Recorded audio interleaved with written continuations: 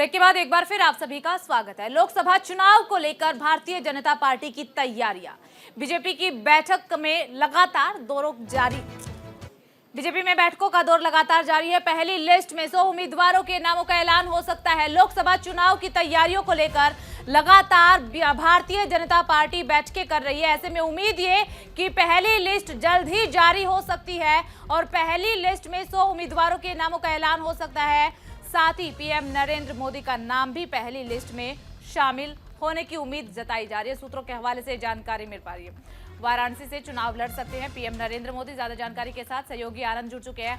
आनंद, देखिए बड़ी खबर मिल रही है कि पहली लिस्ट भारतीय जनता पार्टी जल्द ही जारी कर सकती है और पहली लिस्ट में पीएम नरेंद्र मोदी का नाम भी शामिल हो सकता है।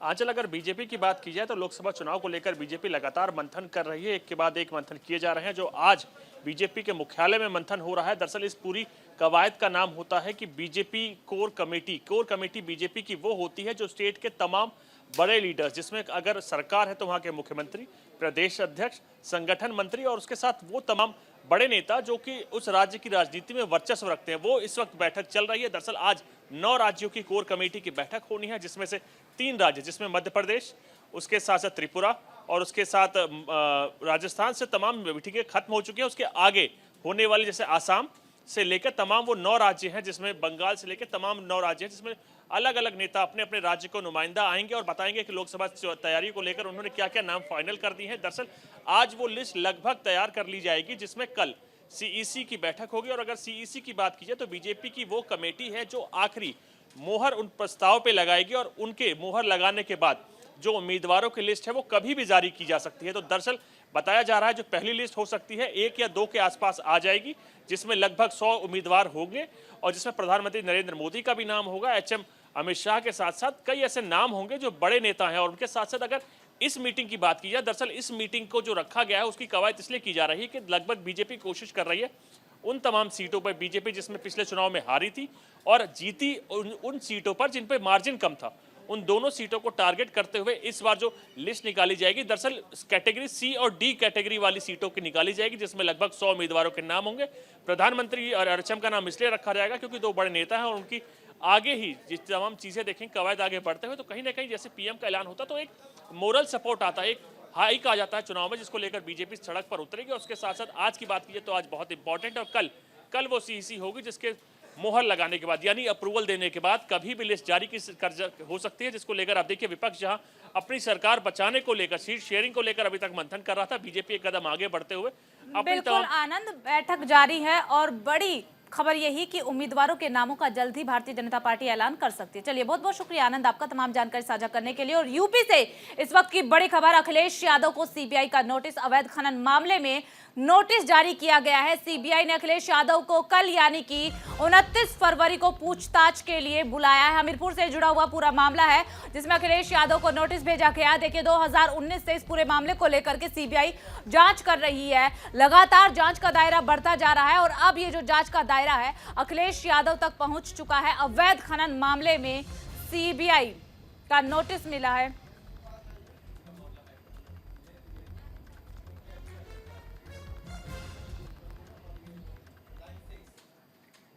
और ज्यादा जानकारी के साथ विजय द्विवेदी हमारे साथ जुड़े हुए हैं। विजय द्विवेदी जी, बहुत बहुत स्वागत है आपका न्यूज इंडिया पर। जी, आपको देखिए, अखिलेश यादव को नोटिस मिला है, कल पूछताछ के लिए बुलाया है, क्या है आपकी प्रतिक्रिया? ऐसा है, खनन घोटाले पे सीबीआई का नोटिस तो बहुत पहले पहुंचना चाहिए था। ये मामला 2015-16 से जो है लगातार चल रहा है। 2012 में जब सुप्रीम कोर्ट के आदेश पर रोक लगी थी, उसके बाद भी 2013 में जो है अखिलेश यादव की सरकार थी और खनन पट्टे जो उत्तर प्रदेश में किए गए, वो जो पट्टे किए गए उन पट्टों को हाई कोर्ट से निरस्त किया गया और हाई कोर्ट से पट्टे निरस्त होने के बाद भी खनन किया गया, जिस पर जो है सीबीआई जांच के आदेश हुए और सीबीआई ने आज तक जो है अभी जो है कोई नोटिस जारी नहीं किया था, लेकिन आज अखिलेश यादव को जो है नोटिस जारी किया है। निश्चित रूप से उस जो अवैध रूप से पट्टे किए गए थे, सीबीआई को कुछ तथ्यात्मक सबूत जो है मिले हैं जिसके तहत ये नोटिस जारी किया गया है। ठीक है विजय कुमार जी, देखिए जिस तरीके से नोटिस जारी किया है अखिलेश यादव को, ये पूरा मामले की जो जांच है वो 2019 से चल रही है, 2024 आ चुका है, ये जांच इतनी देरी से क्यों आगे बढ़ रही है? ये बात बिल्कुल सही है कि सीबीआई और ईडी की जो जांच होती है कहीं ना कहीं एक लंबी प्रक्रिया है उसकी, और ये मामला केवल एक जिले का नहीं था।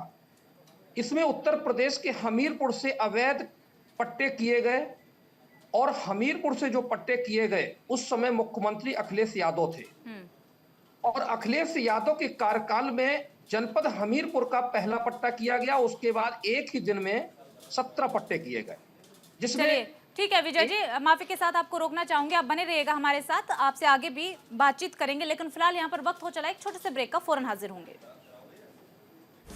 ब्रेक के बाद एक बार फिर आप सभी का स्वागत है। अखिलेश यादव को सीबीआई का नोटिस, कल पूछताछ के लिए सामने होंगे। जो पूरा मामला अवैध खनन से जुड़ा हुआ है, अवैध खनन मामले में ही नोटिस दिया गया है अखिलेश यादव को, और कल यानी कि 29 फरवरी को पूछताछ के लिए बुलाया गया है। और बातचीत के लिए हमारे साथ विजय द्विवेदी जुड़े हुए लगातार।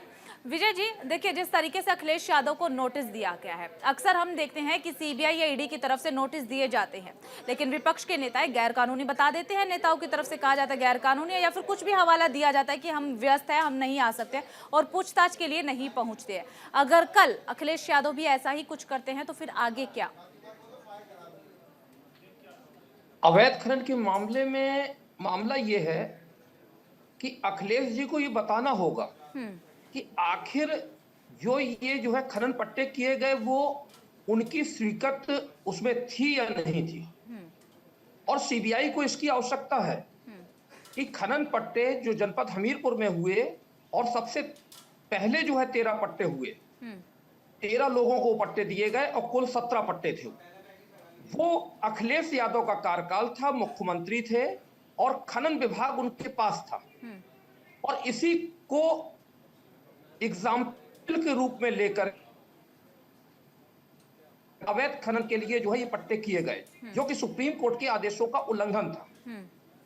आखिर अखिलेश जी को इसकी जानकारी थी या नहीं थी, ये अति आवश्यक बिंदु है सीबीआई के लिए।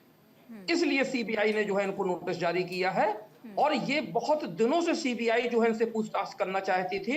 वो विषय बात अलग है कि जो चुनाव का समय आ गया है। बिल्कुल विजय जी, मेरा यही अगला सवाल था कि जिस तरीके से सीबीआई की तरफ से अवैध खनन मामले में नोटिस भेजा गया है, इस नोटिस को अब लोकसभा चुनाव से भी जोड़ करके देखा जा रहा है। नहीं, इसका लोकसभा चुनाव से कोई मतलब नहीं है। 2017 लेकिन विपक्ष के नेताओं का तो यही कहना है कि लोकसभा चुनाव नजदीक आ गए हैं, तो अब ईडी और सीबीआई के नोटिस आने शुरू हो गए। नहीं, ऐसा नहीं है। 2017 से ये कार्रवाई चल रही है। 2017 में सीबीआई की एफआईआर दर्ज हुई थी, और जो एफआईआर दर्ज हुई थी उसकी कॉपी जो है में नीचे लिखा है role of ministry. Role of ministry जो लिखा हुआ है वो 2017 में जो है एफआईआर में लिखा हुआ था, ये 2024 की बात नहीं है। इसलिए राजनीतिक जो है रूप से इसको नहीं लिया जाना चाहिए। चलिए ठीक है, चलिए ठीक है विजय जी, बहुत बहुत शुक्रिया आपका कीमती समय न्यूज इंडिया को देने के लिए। फिलहाल रुकेंगे एक छोटे से ब्रेक के लिए, फौरन हाजिर होंगे।